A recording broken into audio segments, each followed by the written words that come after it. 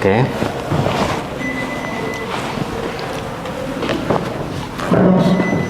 Assalamualaikum warahmatullahi wabarakatuh. Waalaikumsalam warahmatullahi wabarakatuh. Bismillah, alhamdulillah, syukur ala ni'amillah, wassalatu wassalamu ala rasulillah, amma ba'dah.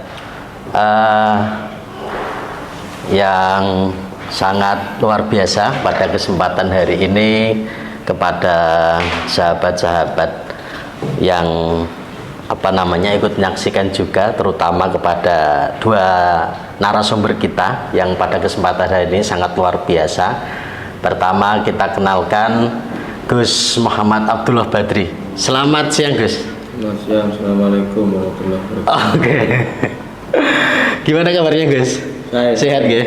Yeah. Sehat, alhamdulillah. Dan ini adalah salah satu pengurus Ansor. Beliau adalah Ketua Rijalul Ansor Jepara.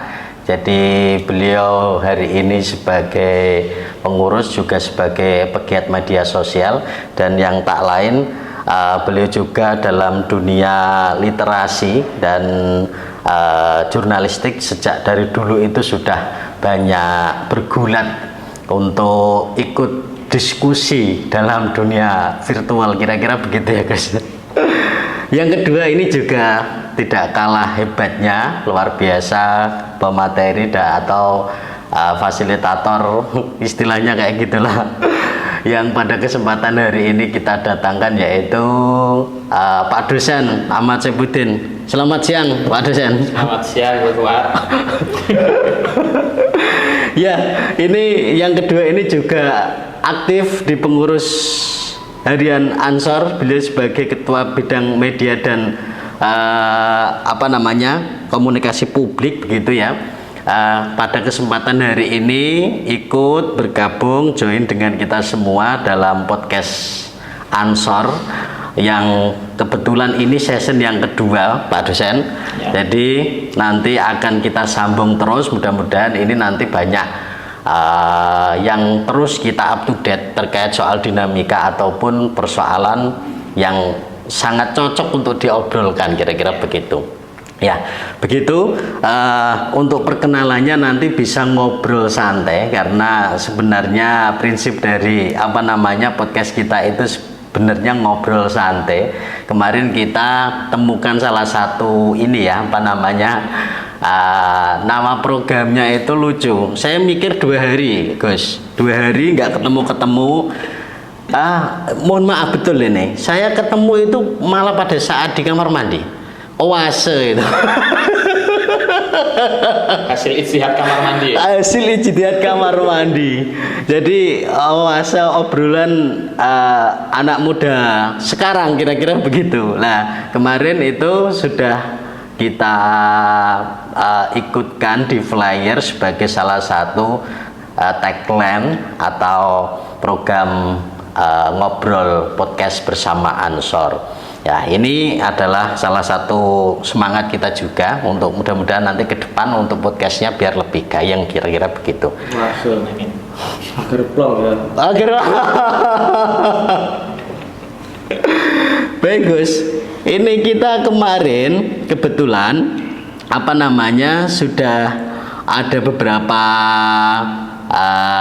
pembahasan terkait masalah isu-isu terkait khilafah ataupun keislaman yang memang hari ini sangat kuat untuk diperbincangkan.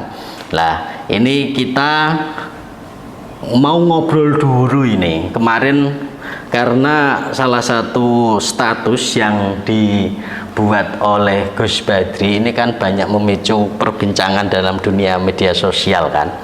Nah, ini kemudian kita minta untuk di-upload di dalam website Ansor. Ini sangat menarik juga ketika khilafatul muslimin ini menjadi perbincangan banyak orang, sehingga ya kita buat podcast lah, kira-kira begitu.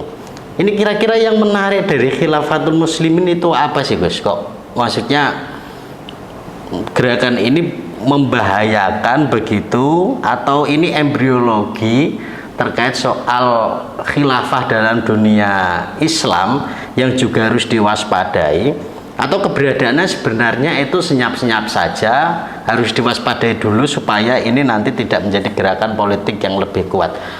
Dari Gus Badri kira-kira gimana itu menanggapi soal kemarin itu?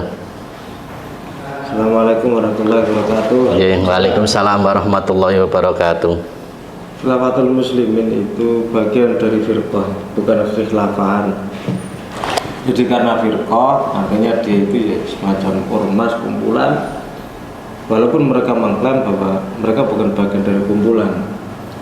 Karena kita hidup di Indonesia dan juga hidup di dunia yang sekarang ini kultur mayornya dalam berbangsa dan bernegara itu adalah nation state, maka kekhilafahan saat ini bukan hanya tidak relevan tapi memang sangat-sangat membahayakan, karena kita hidup di Indonesia ini menggunakan konstitusi itu adalah Pancasila, Undang-Undang Dasar Negara, dalam rangka untuk menjaga negara kesatuan Republik Indonesia.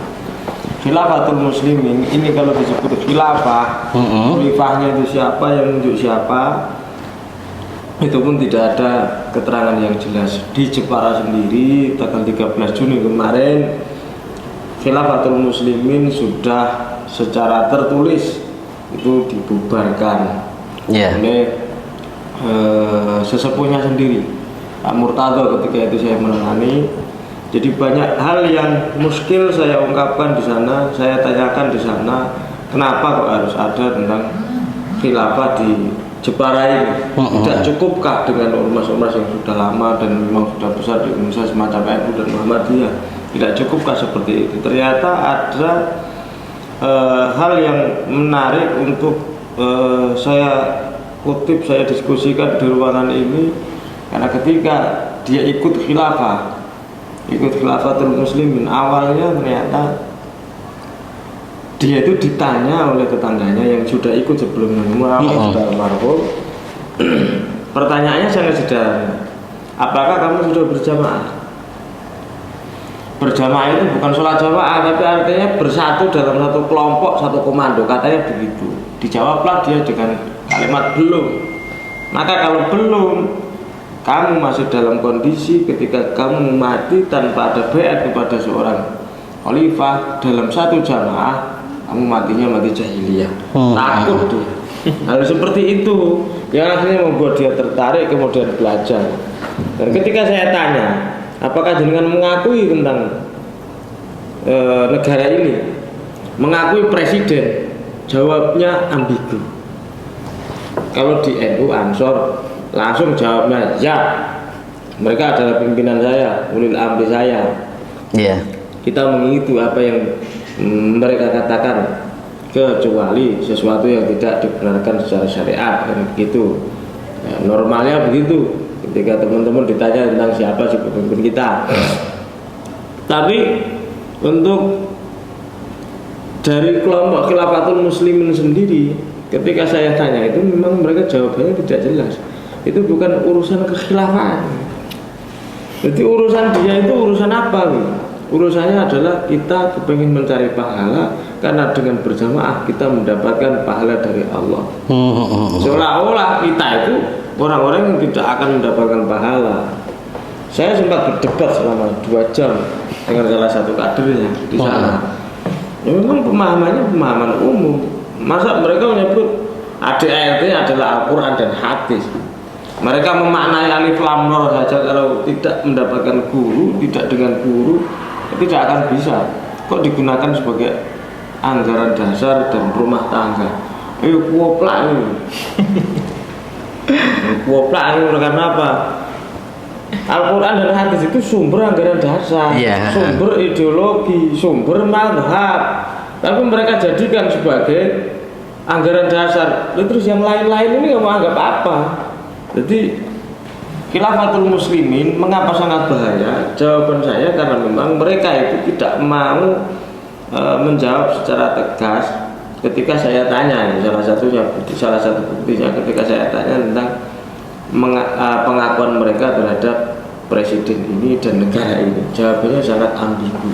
Berarti posisi dari apa namanya Khilafatul Muslimin ini ya seperti bahasa-bahasa yang digunakan dari Gus Badri di Facebook itu ya sebagai gincu ya.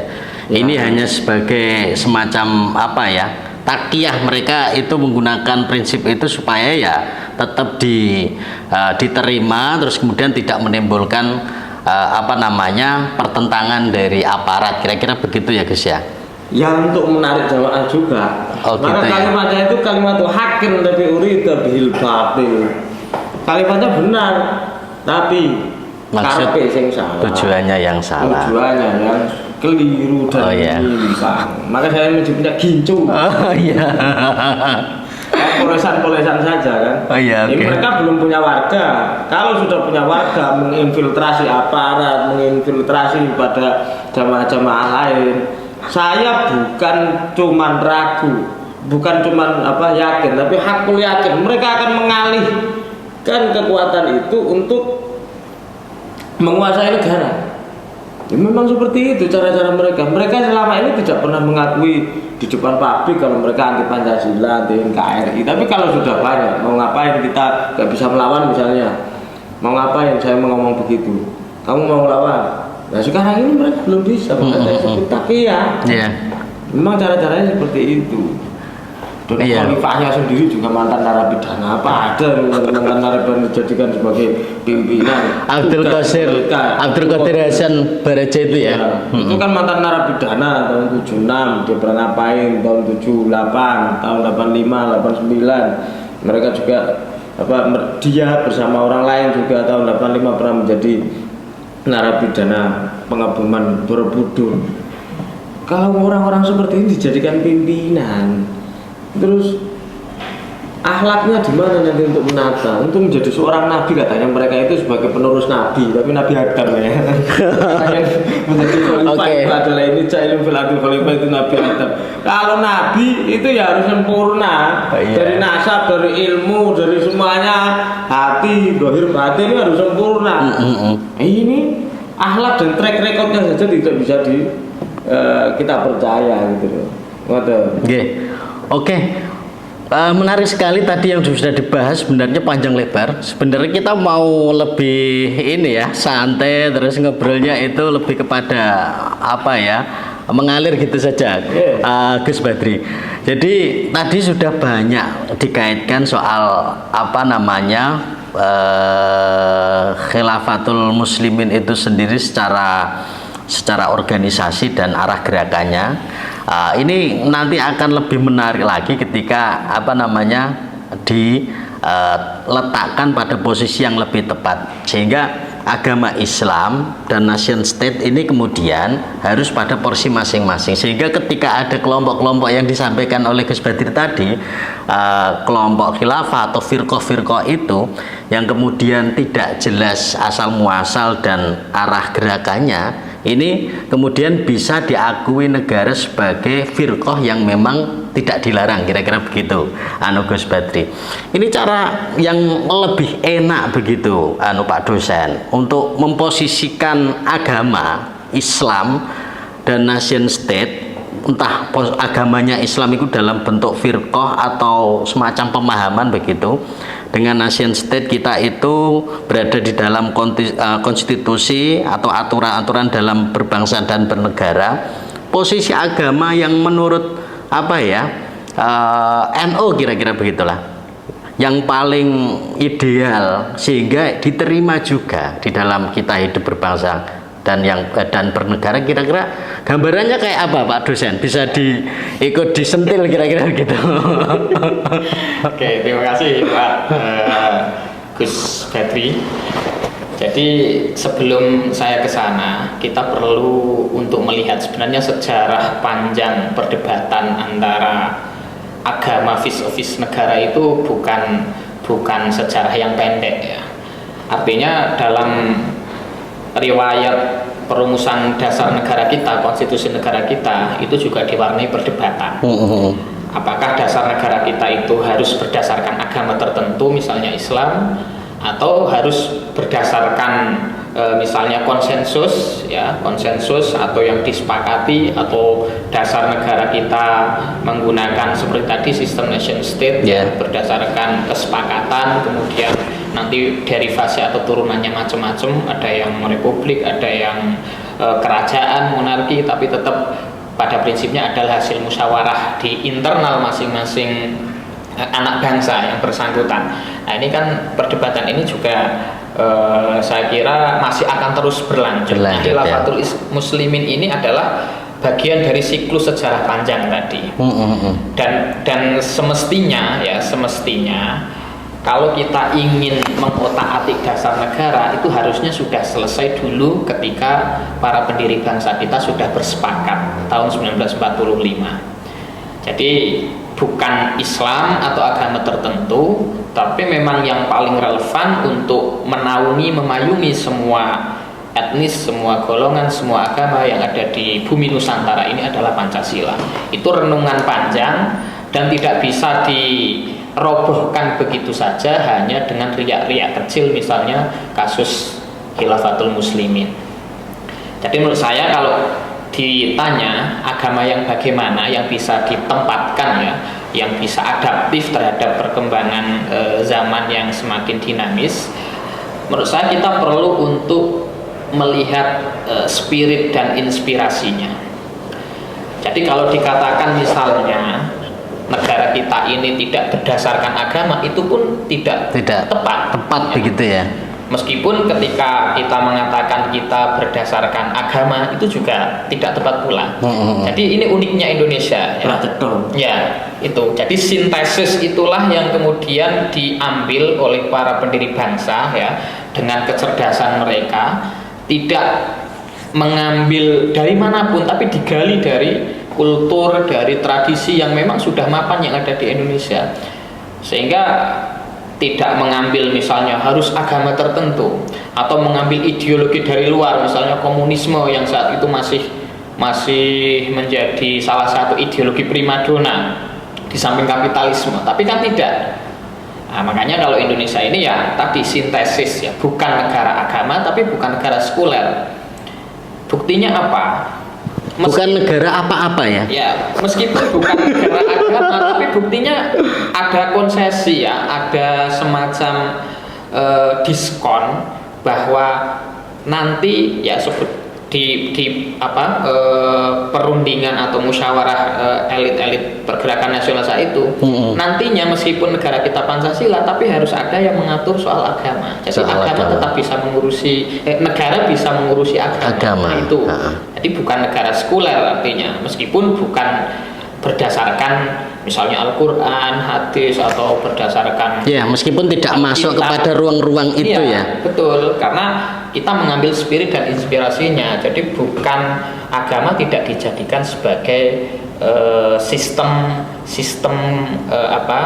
kenegaraan yang konstitusi normatif, negara. Konstitusi yang normatif. Oke, Itu.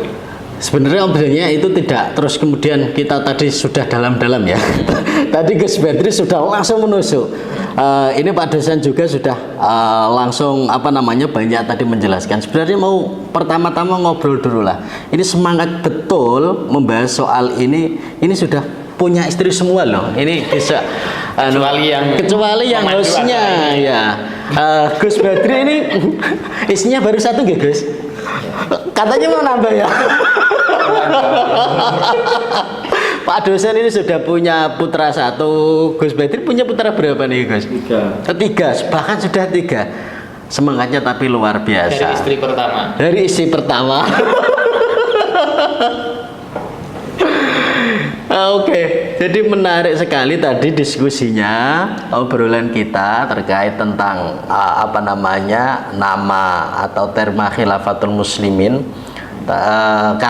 Sebenarnya kita tidak langsung masuk kepada skup yang lebih kecil tapi arah pikir atau ideologisasi atau teologi yang dibawa oleh Khilafatul Muslimin bisa jadi nanti juga ada firqah-firqah lain yang serupa, kira-kira semacam itu. Nah, jadi ini lebih ngobrol luas lagi, tidak pandangannya itu hanya satu firqah saja, namun ini beberapa pandangan yang sekira-kira nanti ketika ada benturan dengan nilai konstitusi nation state itu, lah ini yang harus kemudian didiskusikan sebagai anak bangsa, kira-kira begitu Gus. Tapi nggak apa-apa, ini tadi sudah luar biasa penjelasan dari Gus Badri terkait soal khilafatul muslimin. Tapi kira-kira lebih bagusnya gimana ya Gus ini? Nih, seumpama anak-anak muda NU untuk membentengi dan menghadapi kelompok-kelompok intoleran atau dalam tanda petik ya, ini punya mindset atau pemikiran yang agama ini loh, hukum agama ini loh yang kemudian harus menjadikan prinsip di dalam ia menjalankan keseharian tanpa mereka itu kemudian disesuaikan dengan kultur, disesuaikan dengan norma-norma negara dan bangsa.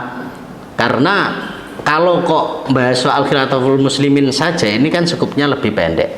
Lah ini untuk anak-anak muda NU Gus, apa yang harus kemudian mereka lakukan sehingga tidak hanya Gus Badri saja yang kemudian buat status semacam itu, buat pemikiran mewaspadai kelompok-kelompok intoleran maupun radikal di zaman era teknologi digital semacam ini. Kira-kira anak-anak muda NU harus ngapain Gus ini? Anak muda NU, khusus anak muda NU ini ya, dekatlah dengan para ulama. Kalau kamu nggak dekat nyonyor gitu ya, intinya dekat dengan ulama gitu ya. Iya, dekat dengan ulama. Kalau kalian misalnya ini kan dekat NU ya, kalau kalian itu kok ragu dengan apa yang orang lain minta atau ada ajaran baru yang kemudian kalian ingin supaya masuk ke dalamnya, tanyakan kepada kiai-kiai, ikut kepada apa yang dikatakan oleh mereka, insya Allah selamat. Karena Kanjeng Nabi ngendikan, pernah bersabda, kalau sampai umatku ya firruna minal ulama, apa yang dikhawatirkan oleh Kanjeng Nabi, mereka akan keluar dari dunia ini dalam kondisi tidak membawa iman. Dan salah satunya kalau kita mengikuti khilafatul muslimin, sementara khilafatul muslimin itu melenceng dari jalur apa yang telah dikatakan oleh para ulama mazhab. Ulama mazhab itu tidak pernah menaruh khalifah, khilafah, itu bagian dari iman ya. Itu mazhab para ulama. Kalau mereka tidak mengikuti itu, khawatirnya ini Kanjeng Nabi yang mengkhawatirkan nanti mereka keluar dari dunia ini dalam kondisi yang tidak beriman. Ini kan na'udzubillah min dzalik. Nah, padahal akhirnya perkaranya itu soal-soal kekuasaan, soal perebutan, perdebatan. Mereka kan itu semua. Makanya saya menyebut khilafah itu ajaran yang tidak kafah. Yang kafah itu ya Ahlussunnah wal Jamaah, karena ada syariah, ada tasawuf, ada tauhid, ada siasah, ada iktisadiyah, ada ijtimaiyah, semuanya dibahas. Kalau mereka itu melulu tentang khilafah saja.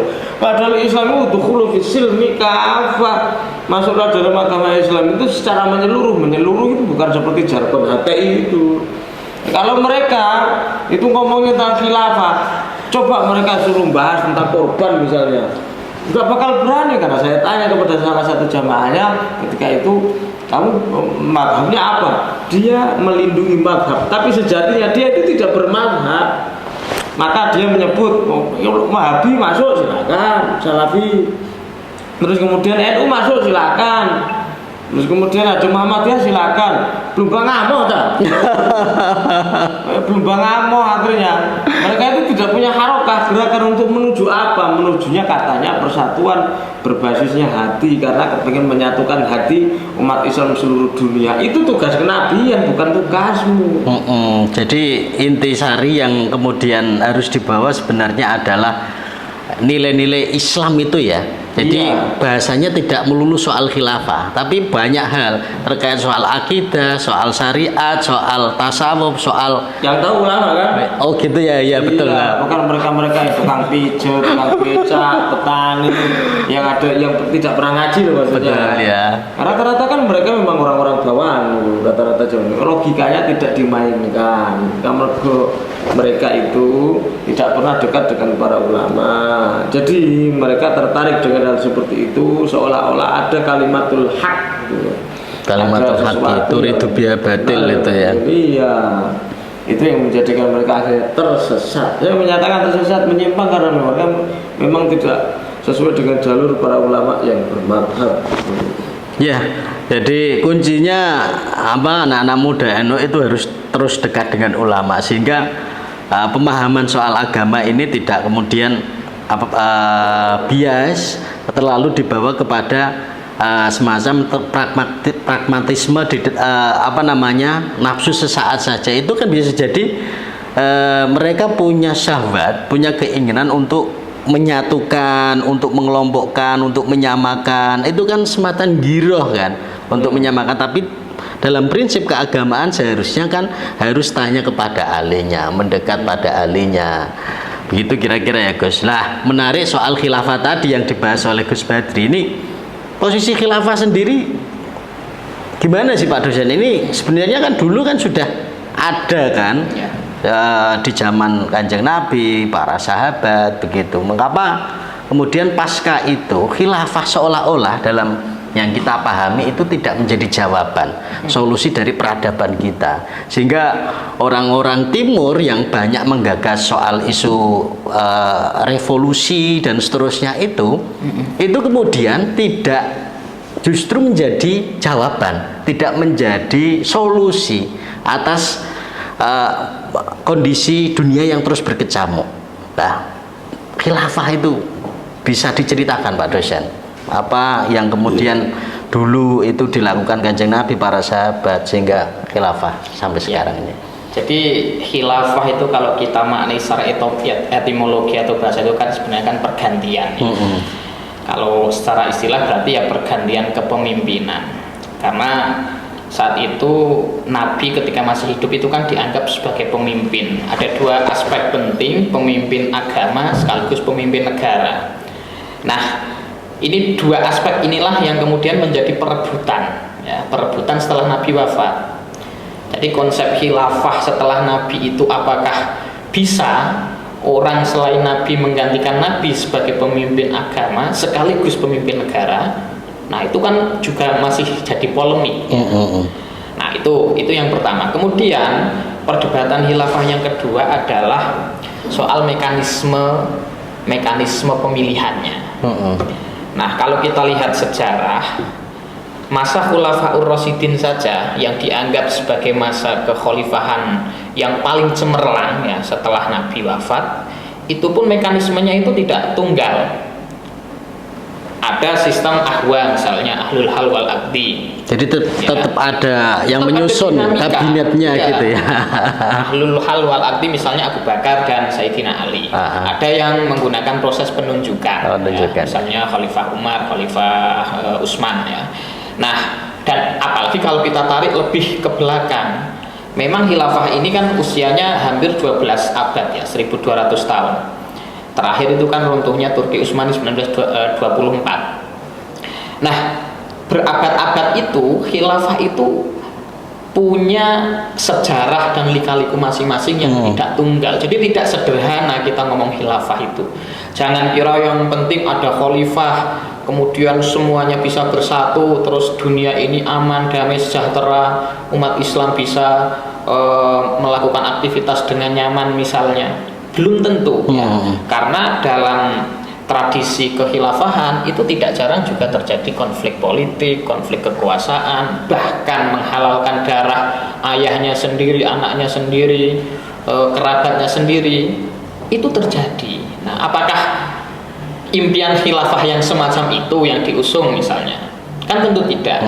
Nah, makanya ngomong khilafah itu punya sejarah panjang, tidak tunggal ya, tidak monoton, mekanismenya itu beragam. Kalau ada orang yang sekarang atau kelompok Islam misalnya mengusung khilafah, itu khilafah yang mana? Apakah khilafah masa Abu Bakar misalnya yang berbeda dengan masa Umar, masa Utsman, masa Ali. Apalagi masa Ali begitu ya, terjadi banyak konfrontasi begitu. Belum lagi kalau ngomong dinasti Umayyah, Abbasiyah ya kan, dan seterusnya. sampai Turki Utsman itu kan sejarahnya panjang. Nah itu jadi khilafah yang awalnya hanya persoalan pergantian kepemimpinan karena masuk ranah politis, nah akhirnya ya terjadi gesekan, terjadi pertumpahan darah, ya semacam itu ya kalau kita ngomong sejarah khilafah, jadi tidak tunggal. Dan saya nggak yakin ya orang-orang yang mengusung khilafah harus negara Islam di bawah khalifah itu akan selesai dengan internal mereka, saya nggak yakin. Andaikan saja misalnya kita bersepakat, ya udah kita mengangkat kekhilafahan, terus siapa khalifahnya? Wah itu problem lagi nanti. Dengan saya. Siapa yang mau misalnya, oh jangan kalian, jangan saya, dia saja. Nah itu kan nanti tetap akan terjadi konflik. Nah makanya menurut saya dalam konteks Indonesia, ya, jadi Pancasila itu menjadi payung yang sudah sangat moderat. Meskipun itu tidak secara normatif ya, menggunakan embel-embel agama tertentu, tapi nilai-nilainya tidak ada yang bertentangan dengan nilai agama apapun ya, tidak hanya Islam. Justru Pancasila itu sebagai umbrella begitu ya, sebagai payung untuk semua agama. Nilai-nilai secara universal, setiap agama itu diangkat di dalam Pancasila, sehingga Pancasila itu tidak bertentangan dengan agama tertentu, kira-kira begitu. Justru masuk dalam nilai-nilai universalnya. Menarik sekali tentang khilafah tadi sudah dijelaskan, sehingga khilafah itu ketika dibawa ke dalam sistem politik yang ada di negara bangsa memang ya akan benturan begitu ya. Karena mereka punya satu pemimpin untuk seluruh umat Islam, katakanlah, harus kemudian menjadikan sistem itu sebagai kekuatan politik. Nah ini kan kemudian akan berbenturan. Indonesia, negara bangsa kita punya alat konstitusi sendiri sebagai kesepakatan para anak bangsa, begitu ya. Dan tidak jualan khilafah di Indonesia tidak akan laku. Ya, di sana juga nggak laku. Makanya diasong ke sini ya. Mau dibawa ke sini kan itu kan sampah, ideologi sampah khilafah itu. Ideologi sama mau dibawa ke sini. Kita sudah punya Pancasila. Pancasila itu kan semacam piagam Madinah ya. Piagam Madinah, betul. Kita akhirnya disebut sebagai Darul Ahdi. Darul Ahdi negara kesepakatan dengan yang lain-lain. Bahkan sila pertama itu menunjukkan bahwa kita itu saling semua agama itu bisa saling jadi satu dalam satu sila pertama ketuhanan yang Maha Esa. Esa itu dalam bahasa Sanskerta itu adalah yang Maha Dia. Yang Maha Esa itu artinya yang Maha Dia. Dia itu artinya dia sendiri yang lebih tahu. La ya'lamu illahu. Tidak ada yang tahu kecuali Dia.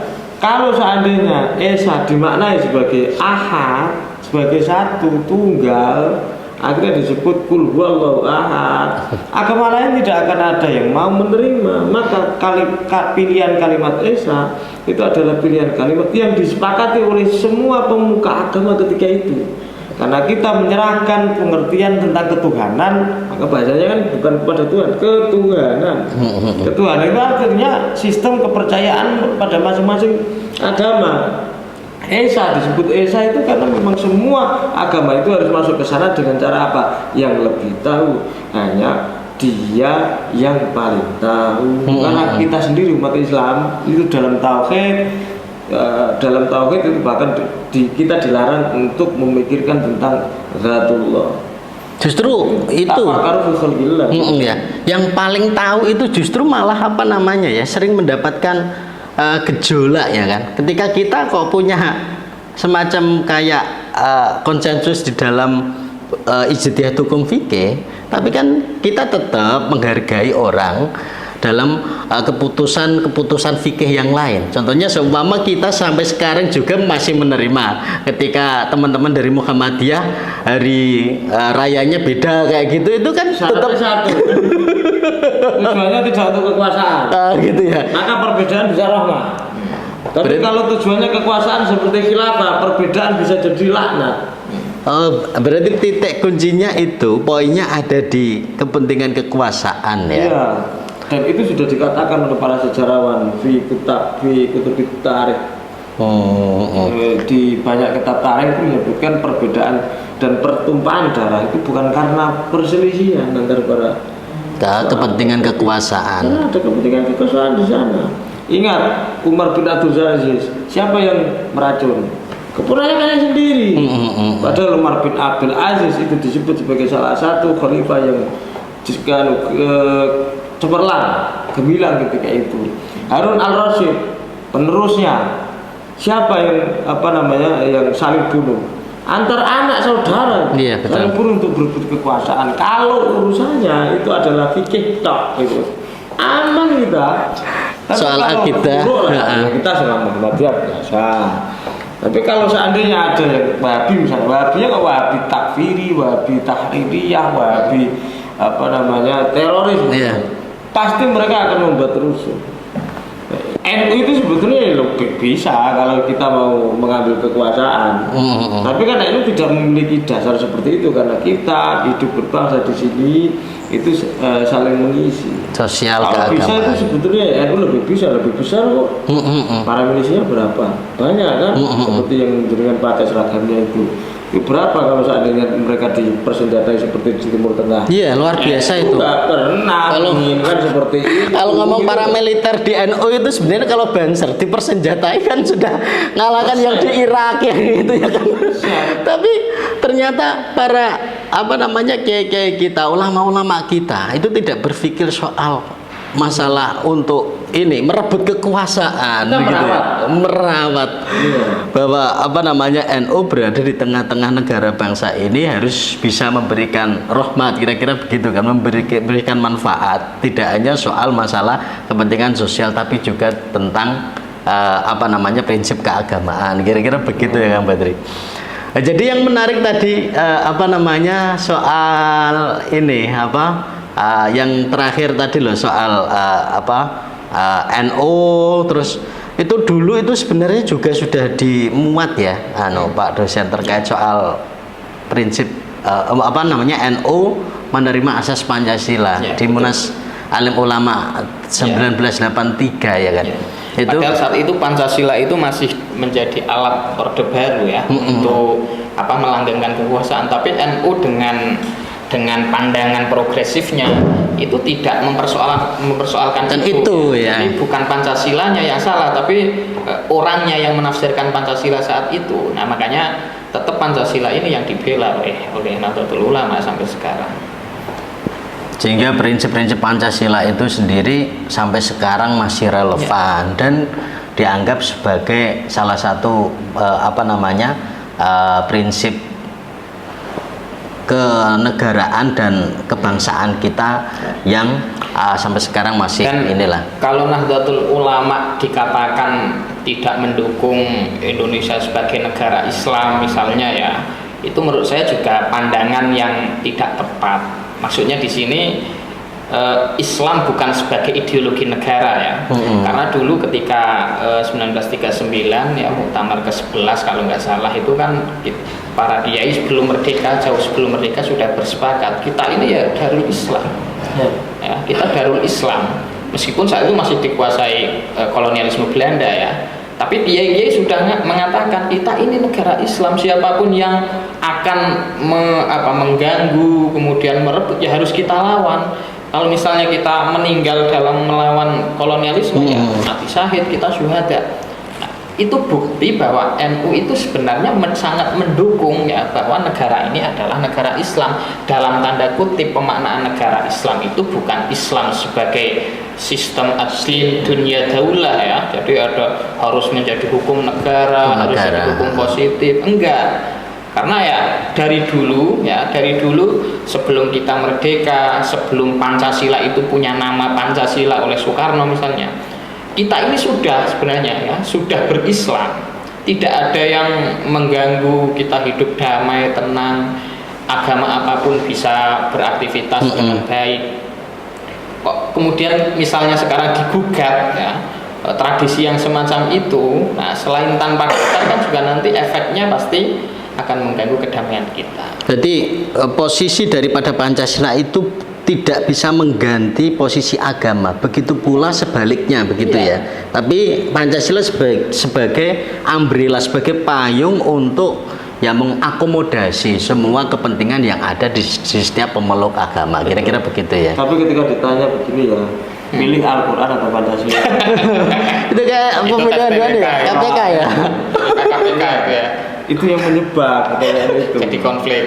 Jadi konflik kalau mereka tidak dekat dengan ulama. Maka untuk menjawab seperti itu, kiai-kiai itu sebenarnya sudah punya jawaban. Ini tidak kelasnya lah dibandingkan seperti itu. Karena apa? Pancasila itu bukanlah syariat dan tidak akan sama sekali mengganti syariat. Tapi pengamalannya itu perintah syariat, karena Pancasila bagian daripada kesepakatan anak bangsa. Tidak boleh dikhianati gitu. Di situ juga ada Waqid Hasyim ya kan, sebagai salah satu wakil dari Masyumi dulu ya. Nah ini pengen kita tarik lagi nih terkait soal masalah obrolan, mungkin lebih akan dipaparkan lebih luas lah. Kira-kira peran penting NU dalam menjaga prinsip wasatiyah dalam hidup berbangsa dan bernegara. Secara pandangan Pak dosen kayak apa ya, untuk supaya ini bisa menjadi pegangan juga kan gitu. Oke, kalau NU sudah jelas ya, setelah Hitoh 1984 itu kan sudah merumuskan aturan yang berlaku ya bagi Nahdliyin sampai sekarang. Ada sikap keagamaan, ada sikap kemasyarakatan. Kalau sikap keagamaan berarti kita sudah paten bahwa dasar hukum ketika beragama harus empat sumber utama: Al-Quran, hadis, ijma, qiyas. Nah itu sikap keagamaan. Nah 2 saja misalnya nggak menggunakan ijma qiyas, ya berarti NU-nya perlu dipertanyakan. Itu sikap keagamaan. Kemudian sikap kemasyarakatan, tawazun, tawassut, tasamuh, ya itu semuanya adalah nilai-nilai moderasi. Ekstremisme dalam bentuk apapun ya, bahkan dalam hal beribadah itu oleh kiai-kiai ya, bahkan oleh Nabi sendiri kan dikritik ya, ditentang. Siapa yang mau beribadah misalnya harus kalau siang puasa, malamnya tahajud, sholat malam, nggak pernah tidur, nggak mau nikah misalnya. Di mata sahabat yang menurut mereka ibadah semacam itu yang ideal, ternyata menurut Nabi kan tidak. Nah ini bukti bahwa moderasi itu termasuk dalam ekspresi keagamaan ya, keberagaman itu penting. Jadi kita tidak boleh ekstrim, tidak boleh terlalu ya. Kalau hal-hal yang keterlaluan itu kan pasti tidak akan baik dimanapun. Ya prinsip wasatiyah sebenarnya menjaga keseimbangan supaya tidak terlalu ke kanan dan ke kiri begitu ya. Ya betul. Menarik, ini menjadi obrolan dan terima kasih matur suwun kepada Gus Badri yang kita boyong ke sini meluangkan waktunya, Pak dosen. Bisa diajak diskusi di sini. Ini mungkin adalah obrolan perbincangan yang hangat sehingga kita itu sudah biasa soal beda pandangan dan beda pendapatan ini angel nih. Mudah-mudahan bermanfaat. Jumpa lagi dalam lain kesempatan. Mohon maaf kalau ada kesalahan dan yang kurang pas karena memang sangat ini ya sederhana. Kita buat diskusi dan obrolan lagi di session selanjutnya. Tetap ini pantengin terus, tetap dari dialog kita nanti ke depan insya Allah akan ada yang lebih oke dan lebih keren. Kira-kira begitu. Terima kasih kepada narasumber berdua. Mohon maaf atas segala kesalahan. Wallahu muwaffiqil aqwamit thoriq. Assalamualaikum warahmatullahi wabarakatuh. Waalaikumsalam warahmatullahi wabarakatuh.